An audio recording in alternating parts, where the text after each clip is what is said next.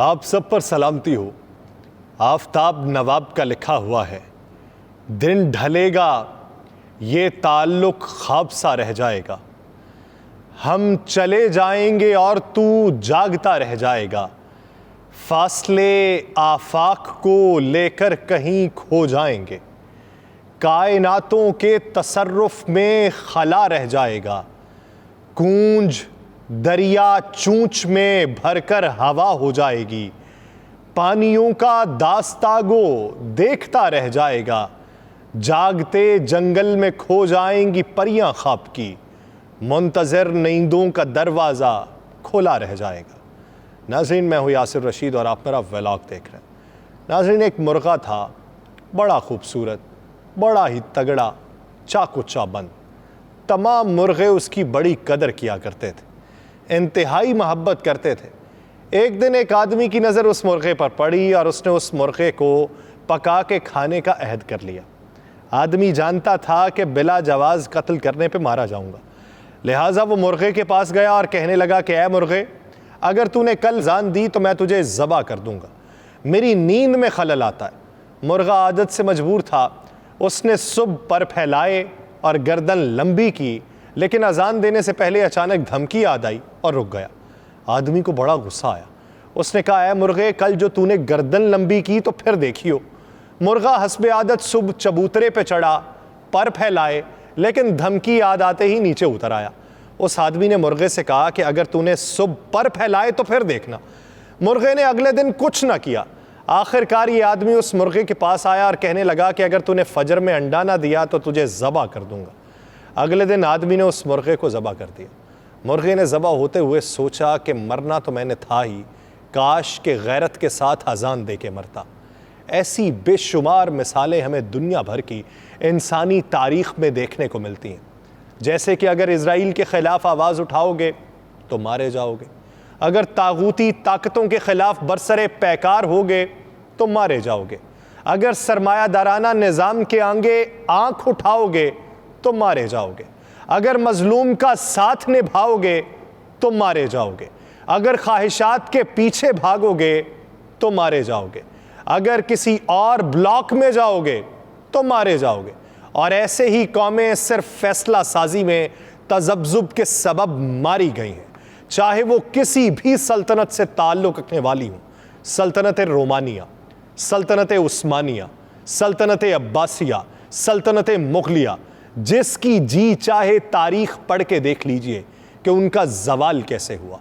हम आज की जिनको आसारे कदीमा के नाम पर जानते हैं, वो भी अपने वक्त की कद आवर कौमें थीं, मगर जब उन्होंने बदलते ज़माने से अपने असलूब बेहतर तरीके में तब्दील ना किए, तब उनके आसार ख़त्म होने लगे। और फिर उनके मुखालिफ भी ये सोचते थे कि अगर इन्होंने मज़ाहमत की होती तो शायद संभल जाते। खैर, हमें मिन हैसुल कौम संभलना होगा। कब संभलेंगे ये देखना। आगे बढ़ते हैं और आज की खबरों के हवाले से बात करते हैं। आज की खबरों में से अहम खबर यह है कि पाक फौज ने Pakistan air force training airbase Mianwali पर दहशतगर्दों का हमला नाकाम बना दिया और क्लियरेंस ऑपरेशन में तमाम 9 दहशतगर्दों को हलाक कर दिया। पाक फौज के शोबा ताल्लुकात आमा ISPR के मुताबिक दहशतगर्दों ने मियांवाली ट्रेनिंग एयरबेस पर आज अलल सुबह हमले की कोशिश की, जिस पर पाक फौज ने दहशतगर्दों को मुंह तोड़ जवाब दिया। ISPR के मुताबिक दहशतगर्दों के हमले पर पाक फौज ने बरवक्त और मौसर कार्रवाई करते हुए Pakistan air force training airbase Mianwali पर हमला नाकाम बनाया। ISPR का कहना है कि पाक फौज की बरवक्त कार्रवाई के नतीजे में 3 दहशतगर्द मारे गए। ISPR के मुताबिक पहले से ग्राउंड किए गए 3 तैयारों और फ्यूल बाउजर्स को नुकसान पहुंचा, जबकि जवानों ने असासों की हिफाजत को यकीनी बनाया। मुश्तरका क्लियरेंस और कॉम्बिंग ऑपरेशन मुकम्मल हुआ और इस दौरान तमाम 9 दहशतगर्दों को हलाक कर दिया गया, जबकि एयरबेस पर नाकाम हमले के बाद मुल्हिका इलाकों में किसी भी मुमकिन खतरे के पेश नज़र क्लियरेंस ऑपरेशन किया गया। ISPR का कहना है कि हमले में PF के फंक्शनल ऑपरेशनल असासों में से किसी को कोई नुकसान नहीं पहुंचा। दहशतगर्दों के नाकाम हमले में 3 ग्राउंड किए गए तैयारों को मामूली नुकसान पहुंचा है और तीनों तैयारे नॉन ऑपरेशनल थे। ऑपरेशन का फौरी पेशावराना इख्तिताम दुश्मनों के लिए याद दहानी है कि पाकिस्तान की मुसल्लह अफवाज चौकस रहती, पाकिस्तान की मुसल्लह अफवाज किसी भी खतरे से वतन का दिफा करने की पूरी सलाहियत रहती हैं। यह भी याद रहे कि गुज़श्ता रोज़ बलूचिस्तान के इलाके पसनी से औड़माड़ा जाने वाली सिक्योरिटी फोर्सेस की गाड़ियों पर दहशतगर्दों के हमले में 14 फौजी जवान शहीद हुए थे। सलाम उन माओं को जिनके सपूत मादर वतन पर कुर्बान हो जाते हैं और हम गज़ा शाम जैसी सूरत हाल में नहीं जीते। सलाम उन माओं को जिन्होंने इन सपूतों को जन्म दिया और बॉर्डर पे खड़े होकर पाकिस्तान का दिफा करने में कोई हिचकिचाहट महसूस नहीं करते, सर पर कफन बांधते हैं कि हमें जल्दी कफन की ज़रूरत ना पड़े। दूसरी तरफ अगर कानूनी मंजरनामा पाकिस्तान का देखा जाए तो सुप्रीम कोर्ट ने नैब तरामीमी केस के 31 अक्टूबर की समाअत का तहरीरी हुक्मनामा जारी करते हुए चेयरमैन पाकिस्तान तहरीक इंसाफ को अदालत में पेश होने का मौका फराहम कर दिया। कहा गया है अदालत में पेश होने का मौका, ये वो खबर है जो दी जा रही है, लेकिन इसकी हकीकत क्या है वो आगे बताऊंगा। चेयरमैन पाकिस्तान तहरीक इंसाफ नैब तरामीम में मरकजी दरख्वास्त गुजार है और अदालती हुक्मनामे में तमाम फरीकैन को नोटिस जारी कर दिए हैं। अदालती हुक्म में कहा गया है कि नकल अडयाला जेल में कैद चेयरमैन पीटीआई को पहुंचाई जाए। अगर पीटीआई चेयरमैन अदालत में पेश होना चाहें तो जेल सुप्रिटेंडेंट इंतजाम करें।